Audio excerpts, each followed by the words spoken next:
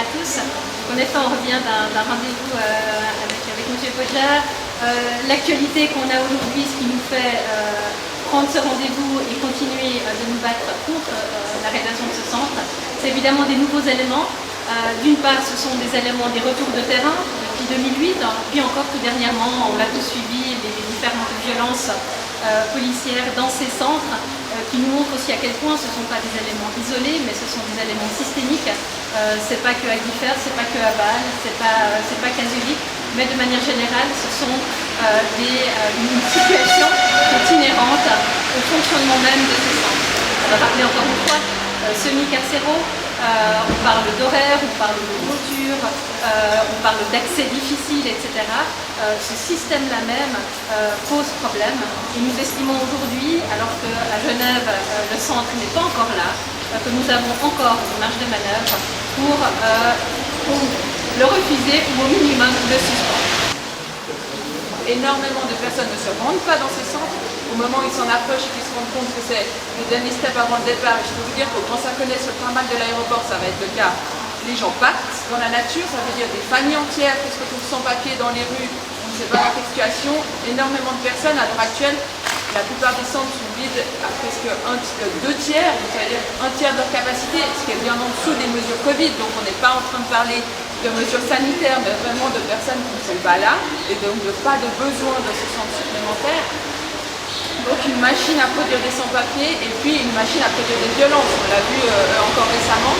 Et je propose qu'on écoute 2 témoignages de personnes qui ont vécu dedans et qui ont subi ces violences et qui nous expliquent comment c'était dedans. Alors les personnes n'osent pas venir, comme je vous ai dit, c'est vraiment prendre des risques et on les comprend.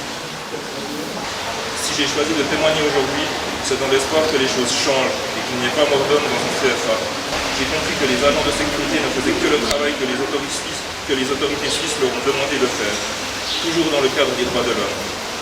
Mais je ne sais pas ce qu'ils avaient derrière la tête pour en arriver à de tels niveaux de violence.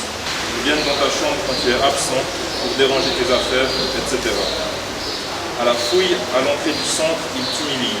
Et quand tu parles, ils te torturent. Ils veulent systématiquement t'agresser. Quand ils te regardaient dans les yeux, tu sentais qu'ils voulaient trouver un moyen de t'agresser. Ils ont changé d'avis et ont décidé que finalement, ils allaient me mettre au cachot, un espace de détention au sous-sol du centre, sans que je ne comprenne pourquoi. Je me suis alors opposé.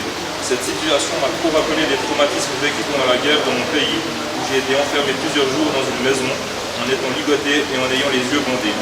Depuis la salle à manger, ils m'ont tiré dans la cuisine qui se trouvait sur le chemin du cachot. Là, ils m'ont gazé au niveau des yeux avec une bombe lacrymogène. Je ne voyais plus rien. Je recevais des coups de partout. Je ne voyais même plus qui me frappait, jusqu'à ce que je perde connaissance.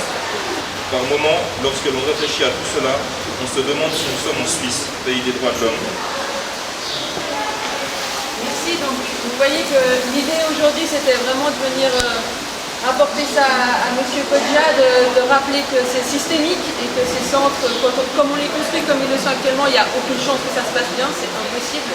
Et que donc la coalition Non au Centre fédéral au Grand Saconnet n'est pas là pour réviser la loi sur l'asile, n'est pas là pour reporter le problème dans un autre canton que Genève, mais bien pour dire qu'un centre fédéral au Grand Saconnet, c'est pas possible. Cette format-là, cette boîte où on enfermera 250 personnes en bordure de tarmac, ça n'est pas envisageable.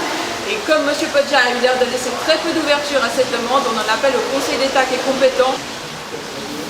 Tant que les requérants d'asile continueront à être considérés comme une sous-catégorie de la population, rien ne changera.